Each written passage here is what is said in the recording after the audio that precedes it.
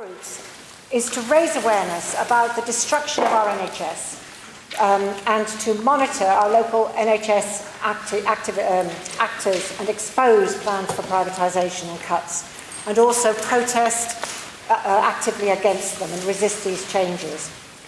And before you go, I would like to urge you all to join Keep Our NHS Public. We have leaflets at the back in that store there.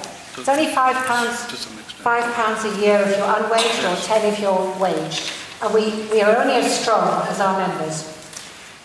We've got three great speakers tonight who we've been really privileged to have, because they each demonstrate a different aspect of how our health service is being destroyed. We're going to start with Youssef El-Gingihy, a doctor from the East End, who has written a very pithy book about 10 steps to destroy the NHS, which gives you the overall big picture of what's been done to destroy it.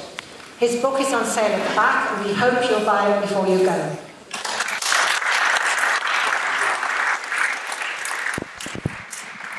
Thank you for the introduction. I'm a GP normally in Tower Hamlets. Recently I've been a patient myself, so I'm a curious hybrid of a doctor-patient. It's obviously a big eye-opener really being on the other side. When I wrote my book, How to Dismantle the NHS in 10 Easy Steps, I only became a patient really after the book came out, and so I never really anticipated how personal it would become. It just goes to show that the cliche about you never know when you'll need the NHS applies to all of us and our loved ones, no matter how fit or healthy you think you are. So when I wrote this book, really, the aim was to try and communicate to the public in clear and concise terms what is happening to our NHS. Because this is a long-term project. It's been happening for about 30 years to try and privatise the NHS, and it's being done by stealth and insidiously, and it's being done really by all three of the main parties. So there's a cross-party consensus, if you like. What I'd like to do is really touch on some of the key themes that have spanned that period. For each government, really. And the story starts in the 80s. You then see, really, with the new Labour years, a lot of things that happened really under the radar, as it were, that were concealed. One of those key things is public-private partnerships, like PFI, so private finance initiatives. And certainly we've got a big one round the corner at St George's. And you've got over 100 hospitals that were built with PFI, and they're now detonating. Those time bombs are detonating up and down the country, so you've got essentially massive debts for these hospitals that are being siphoned off as corporate profits. So that's money that should be going into patient care, should be invested in patient care. That's just basically going to private consortia of banks, financial companies, facilities management companies, construction firms that created or built these PFI hospitals, and then have basically mortgaged them out back to the hospitals, back to the NHS, to the taxpayer, really. So I don't know the exact figures off the top of my head for St George's, but certainly where I am, we've got the biggest PFI in Tower Hamlets, and that's at Branson, the Royal London Hospital. So to kind of illustrate the impact of that, remembering that some of these figures actually are hard sometimes to obtain because of corporate confidentiality and so on, but they were somewhat indiscreetly released by the chairman of Imperial, I think, at a meeting in West London. And for Branson Royal London, they are paying something in the region of over £2 million in interest a week on their PFI. So that's over 120 million pounds a year before they've seen a single patient. And if you calculate that over about the 25, 30-year lifespan of the mortgage, you're talking about £3 billion. So a hospital that would have cost about £1 billion to build, I think you're looking at about two or three PFIs in Branson Royal London Trust, Barts Health Trust. Those hospitals would have cost about £1 billion if you'd financed it directly. They're going to end up costing £7 billion. And that £6 billion differential is just going as profit. to Skanska Innisfree, which is the PFI consortium. It's no surprise that Barts Health is now running into huge financial problems and the impact that's having on them cutting costs, cutting staff, and of course how that impacts on healthcare.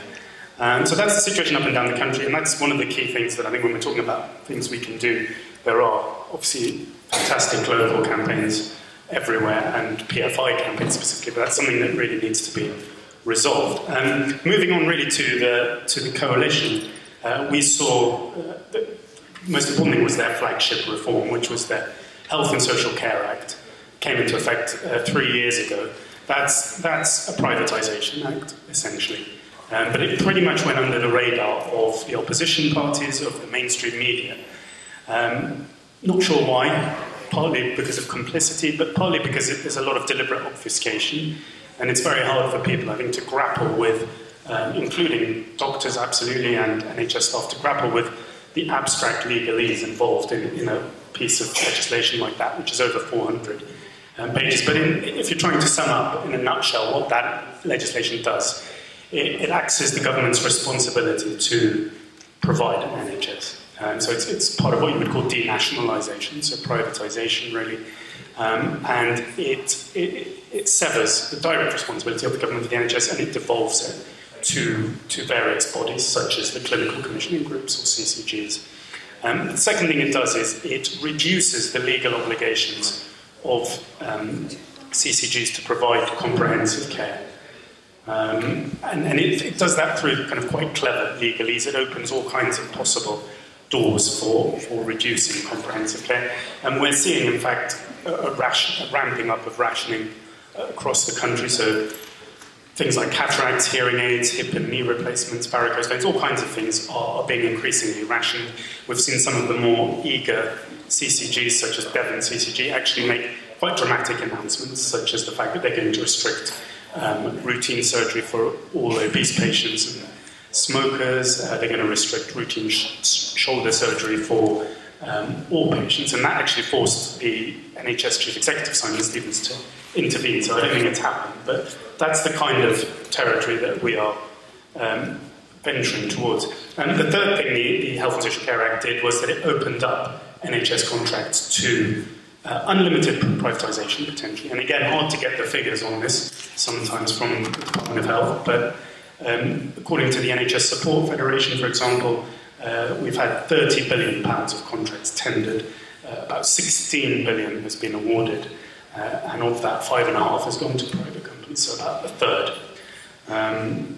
So that's something that's, again, it's only been 3 years, it's going to continue to increase. In the words of one of the, I think it was Tim Evans, who negotiated something called the Concordat back in 2000 with between the government and private healthcare.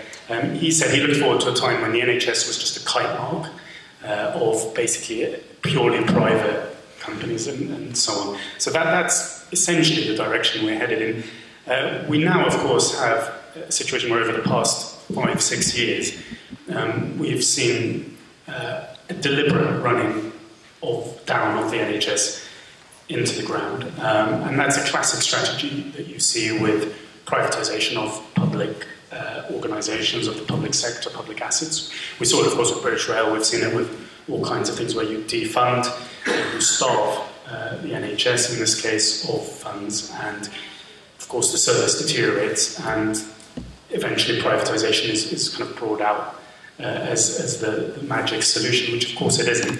And I think when we're talking about what we can do to fight this, I think the first step is really for all of us, including myself. I only grappled with this a few years ago. There certainly wasn't anything that you were taught at medical school or in your training about how the NHS works, about its political evolution and so on. So I think we need to educate all of ourselves. And one of the key points to communicate, I think, to yourselves and to the public at large is that the NHS in its original remit it has largely disappeared. So the idea of a publicly run, publicly funded, publicly owned healthcare system is gradually disappearing. And what we've had over the past 30 years is that's been converted, that public system, into a market-based system, in preparation, of course, for potentially the final step, which would be introducing an insurance system. And so that a lot of the problems that we are experiencing, as we've touched on and we will continue to talk about today, are down to that conversion into a market. So what we've seen with healthcare, contrary to the mantras that we often have kind of put down our throats, that market forces bringing in the private sector will increase efficiency, reduce costs, improve standards. We've seen the opposite. So with public-private partnerships like PFI, with the running of what was the first step, the internal market, with all the outsourcing that's going on and the compulsory tendering of contracts, we're actually seeing a huge amount of money that's being siphoned off, billions of pounds. So with PFI alone, you're talking about up to 70 billion for all those PFI hospitals over the lifetime of their rents and contracts. The internal market alone accounts for something like between 4.5 to 10 billion a year. So up to 10% of the budget is going on running a market system. And that figure is actually continuing to go up. So now you have a situation where you are spending millions, if not more, on tendering contracts, on completely unnecessary and wasteful opening up of contracts to the private sector. So that's one of the fundamental points to get across is that the NHS needs to be restored to its original remit. And in fact, we have the legislation to do that. It's called the NHS Reinstatement Bill. It was co-written by Alison Pollock and Alison Pollock and Peter Roderick, who's a barrister. And that was in front of Parliament recently, as some of you are probably aware. It did fall, but that doesn't actually matter. It will come back and be sponsored. And that's one of the, when we're talking again about what we can do, that's one of the things that I think we really need to kind of rally behind is the NHS Reinstatement Bill, because that will be the beginning of trying to restore universal healthcare and the NHS as a public institution again. Just quickly, I don't know how much time I have left. 5 minutes. 5 minutes, great. So I think in terms of where we are now, we've of course got an unexpected Conservative majority. So there's 4 years now, or more really, of carte blanche really on the NHS, which, let's face it, they have actually wanted to dismantle from the moment of its inception. If we're looking at specific policies that are happening, the key thing is really Simon Stevens' 5-year forward view, and I'll touch on that. I think John is going to talk a lot more about devolution and integrated care and so on, so I won't go into detail on that. But this 5-year plan for the NHS, worth mentioning that Simon Stevens' background, he was Blair's main health advisor. He then went on to work for a large US healthcare multinational called United Health, and he's now come back to run the NHS. So this is a classic example of the revolving door, which is one of the key strategies in which the NHS is being privatised and dismantled. As we've seen a revolving door between the Department of Health, between the top levels of NHS management, between the government and private healthcare and insurance. Simon Stevens illustrates that very well. The 5-year forward view, they've actually got to the stage now where when I like to talk about this as 10 steps, we're perhaps at step 9 now. We are really nearing the end game. And that final step, admittedly, is going to be the hardest step. And what's putting the brakes on it right now is political expediency. But there has been an unexpected level of resistance, I think, that the government did not anticipate. And with something like the junior doctor movement, certainly I didn't see it. I think very few people saw something like that developing. Who could have predicted 6 months ago that the junior doctors, who are certainly far from particularly radical or politicised, would be at the vanguard of the anti-austerity movement against the Tories. But going back to the 5-year plan, what that really is doing is we're now seeing them being quite explicit with the language. They've almost dispensed with the smoke and mirrors that we've become accustomed to in disguising policy. Now, if you've got a chance, go online, look it up, look at the executive summary. It explicitly starts to now talk about things like US-style insurance groups known as accountable care organisation. And it says in there, what Simon Stevens and his cohort are saying is that we should model the NHS and specifically the clinical commissioning groups or CCGs on those accountable care organisations. It is also continuing the stealth cuts, so what they term efficiency savings, what I think everyone else calls cuts. Those are now being extended till the end of the decade. So we've had about, I think, 15 billion or so far. That's now continuing as another 22 billion in cuts. Of course, what we heard in the election was, from the media debate, was this talk about this figure of 8 billion increased in funding. The flip side of that is actually 22 billion in cuts. So it's not investment in the NHS at all, and that's how they're planning to meet this apparent 30 billion funding gap by 2020. And so the 5-year forward view is really got all kinds of concerning things that I think I'm sure we'll talk about more in the discussion. But I think to just round up, it's very important that these kind of meetings are taking place up and down the country, because we're seeing that not just with the 5-year plan, but with all kinds of other things like personal health budgets, like the amount of outsourcing, of course, the devolution agenda, integrated care. All of these things are accelerating the process of privatisation. So it's very important that we all fight this, and that's something that I think we need to talk about in more detail about how we do that. So I think that's what, Thank you very we'll much. wrap up there.